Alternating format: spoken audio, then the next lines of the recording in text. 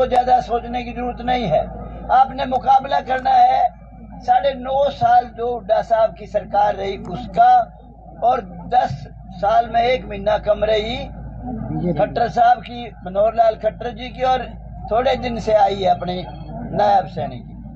आप अंदाजा लगा लेना आपके कितने बच्चे उस सरकार में नौकरी लगे, कैसे लगे, और इस सरकार में कितने लगे और कैसे लगे, आपको फर्क नजर आ जाएगा। जहां तक मेरी जानकारी है, पुराने वक्त में मैं भी हिस्सा रहा हूं, उन सरकारों का भी थोड़ा बहुत ताल्लुक रहा। पहले समय था, चाहे वो बीजेपी की सरकार भी होती सीर की, तो लिस्ट जाती थी बाकायदा एमएलए की, मुख्यमंत्री के यहाँ से सिफारिशियों के, वही बच्चे लगते थे। या कोई किसी की सिफारिश नहीं मिलती थी तो भाई वो देले पोले का इंतजाम करता था। लेकिन ये सरकार आने के बाद नक्शा पलट गया। अनेक गरीब घरों के बच्चे जो उस समय सिपाही लगने के लिए तरसते थे, चपरासी लगने के लिए सिफारिश ढूंढते थे या नकदी का इंतजाम करते थे, इस राज में आप हिसाब लगा लो, खेड़ा खेमावती में कितने बच्चे लगे हैं बताओ? 50-60 बच्चे लगे। 50-60। पहले कितने लगे? खाता भी नहीं खुला। खाता भी नहीं खुला, अंदाजा लगा लो। तो इस राज में जो सिपाही नहीं लगने के लिए भी सिफारिश ढूंढता था या इंतजाम करता था पैसे का, वो भाई मुफ्त में DSP, inspector, sub inspector, HCS rank के लोग, बड़ी बड़ी नौकरियों के लोग बिना सिफारिश किसी के नहीं गए। एक तो भाई ये मुकाबला कर लो आप। दूसरा, जो डेवलपमेंट के काम हुए अभी बताया, इस बच्चे ने बड़ा विस्तार से बताया, सड़क की बातें बताई और बताई। इस राज्य में कहाँ कहाँ डेवलपमेंट हुई, मेरे ख्याल से बिना भेदभाव हरियाणा में सब जगह काम हुए, सब जगह डेवलपमेंट, सड़कें, सारा कुछ होया। एक गांव में गए थे हम बिटानी में, वो कह रहे थे जी हमारे गांव में 16 करोड़ रुपया आ गया, जबकि कोई एमएलए नहीं था। 18 करोड़। तो ये मुकाबला कर लो भाई। दूसरी बात,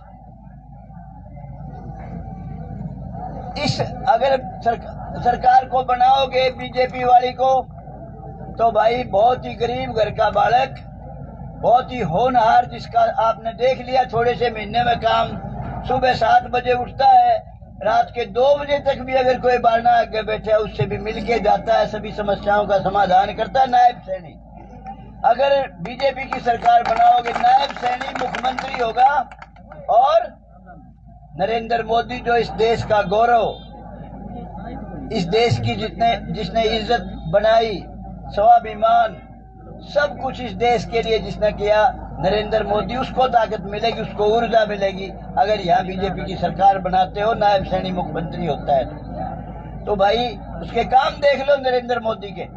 370 धारा हटाई, फौजियां मारा करते पत्थर, और बेचारे खून बहते बहते भी अपने हथियार नहीं उठा सकते थे। और इसने तो भाई वो देश से अलग हो चुका था कश्मीर, दोबारा कश्मीर भारत में शामिल करा दिया, 370 धारा तोड़ के राम मंदिर का निर्माण कराया, जिसके बारे में कांग्रेसियों ने बयान दे दिया था कि 10 साल, कपिल सिब्बल ने सुप्रीम कोर्ट में बयान दिया था कि 10 साल छेड़ने की जरूरत नहीं, इसको राम मंदिर की कोई जरूरत नहीं हमारे को, वो नरेंद्र मोदी ने बना दिया। हमारी मुस्लिम बहन बेटियां, जो एक नालायक सा कोई मिल जाता था उसको घरवाला 60 साल की बुजुर्ग को भी तलाक तलाक तलाक 3 बार तलाक कह देता था, और वो बेचारी उसको घर से बाहर निकाल देता था। कोई कानूनन चाराजोई नहीं थी, किसी बेचारी घर से बाहर जाके चाहे किसी तरह कहीं जाओ, ऐसा बुरा हाल था। वो कानून 3 तलाक वाले खत्म कर दिए कानून बढ़ा के। और भाई हमारी बहन बेटियों को, इनके लिए तो एक फरिश्ता है, अव्वल तो देश के लिए फरिश्ता है नरेंद्र मोदी। 1/2 रिजर्वेशन, एमएलए बनोगी, एमपी बनोगी, 1/2, और उसके बाद जीकरा जिसके खिलाफ अपनी काबिलियत का आधार पर और फालतू बन जाओ सारे देश में, ये कानून नरेंद्र मोदी ने बनाया। पहले क्या हाल था, जब कांग्रेस का किसी प्राइम मिनिस्टर जाता था अमेरिका में और देश में, हमारे ये डॉक्टर मनमोहन सिंह थे, बहुत ही काबिल प्राइम मिनिस्टर थे, अमेरिका में गए तो इनकी तलाशी ले ली। नरेंद्र मोदी तो भाई उसके कोई आंख मांख डाल के नहीं देख सकता।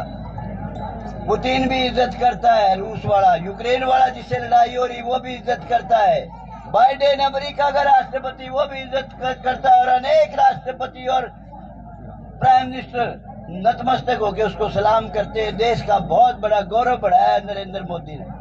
और भाई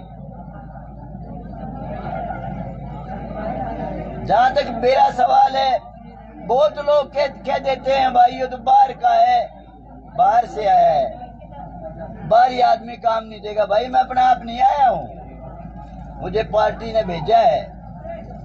और पार्टी ने किस लिए भेजा है कि यहाँ हरियाणा की बीजेपी की सरकार बना सकूं, नायब सिंह सैनी को मुख्यमंत्री बना सकूं। मुझे इसलिए भेजा है भाई, मैं वहां से चुनाव लड़ता था, मैंने बहुत चुनाव लड़े, नारनौल से 2 बार एमएलए भी बनाया मेरे को, लेकिन भाई अपनी ताकत से मैं एमएलए नहीं बन सकता था और मैं बीजेपी की सरकार भी नहीं बना पाता अगर मैं वहां से चुनाव लड़ता तो, क्योंकि अंत में जाके जात पात का नारा लग जाता है, भोले भाले लोग हैं वो बैठ जाते हैं। तो इसलिए भाई पार्टी ने सोच विचार करके यहाँ सफीदों से मुझे उतारा है, इसलिए कि यहाँ सारे बसे हैं। हर जगह वही अच्छी होती है जहाँ सारे बसे हैं। गुरु रविदास जी की बात मुझे कभी भूलती नहीं है। गुरु जी कहते थे ऐसा चाहूं राज में जहाँ मिले सबन को अन्न, ऊंच नीच सम बसे रहे रविदास प्रसन्न। तो मैं तो यहाँ नायब सैनी को मुख्यमंत्री बनाने के लिए आया हूँ भाई, बीजेपी की सरकार बनाने आया हूँ। वो आपके हाथ में है। अगर आप 20 तारीख तक ये हवा बना दो कि गौतम तो 50,000 से जीत गया, एक तरफा जीत गया, उस बाकी समय यहाँ नहीं लगाऊंगा, मैं इस सरकार को बनाने के लिए लगाऊंगा, अनेक एमएलए बनाऊंगा। मैंने ही बनाई थी जगदप्पा की सरकार, 10 एमएलए बनाए थे।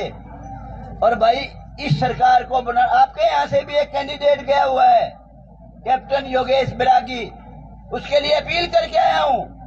भाई जिस तरह से तुमने अमरजीत ढांडे को बनाया था,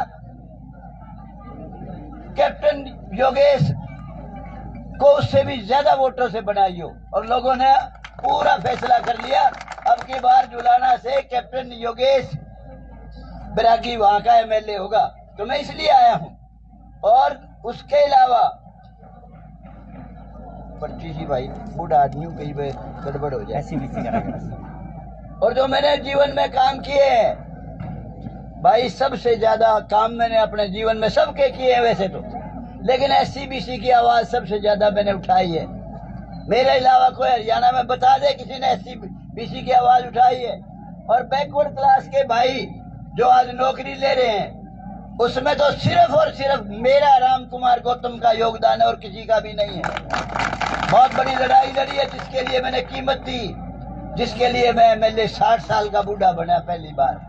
इतनी बड़ी कीमत दी तुम्हारी लड़ाई लड़ने से। और भाई लड़ाई किसान की भी लड़ी मैंने, जब नरेंद्र मोदी जी ने 3 काले कानून, वो जो भी थे कानून बनाए थे, वो कहते थे ये तो किसान के पक्ष के हैं।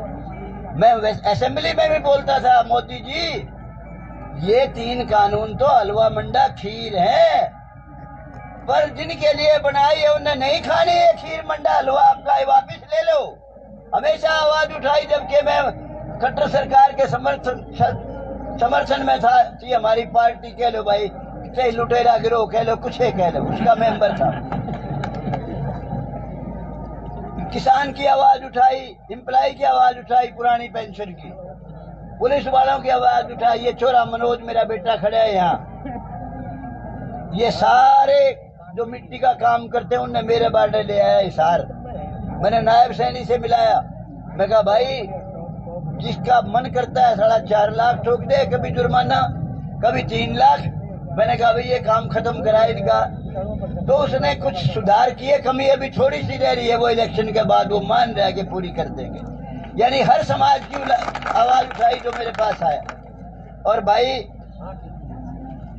ज्यादा कहने की जरूरत नहीं है, बस आपने तो इतना ही सोचना है कि आप 36 बिरादरी के हक हकूक की सरकार चाहते हो, सबको सबका हक देने वाली सरकार चाहते हो, या चंद लोगों का भला करने वाली सरकार चाहते हो और चंद जगह डेवलपमेंट का काम करना चाहते हो। फैसला आपने करना है, सबके सिर की सरकार बनानी है या चंद लोगों की सरकार बनानी है। इतना ही कहने के लिए आया हूँ। आपने मुझे बहुत प्यार से सुना, बड़ा सम्मान किया। आपका बहुत बहुत धन्यवाद।